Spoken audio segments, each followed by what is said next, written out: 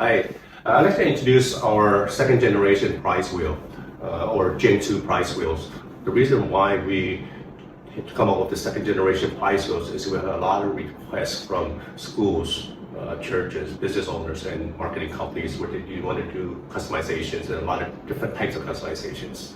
So with the second generation price wheel, what we did was change the mechanism so that we can easily customize the price wheels. So the first thing that you can do with the customization is to change the centerpiece to your brand or the logos that you like.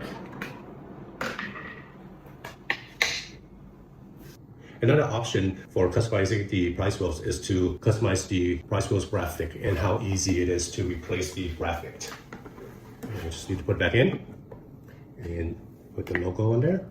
Now that we have the customized wheels assembled, we have two options to customize here. We have the glossy finish and the matte finish. This particular one is a glossy finish. So with the glossy finish, you can write on it with a dry erase, and of course you're going to erase it. Now for the matte finish here,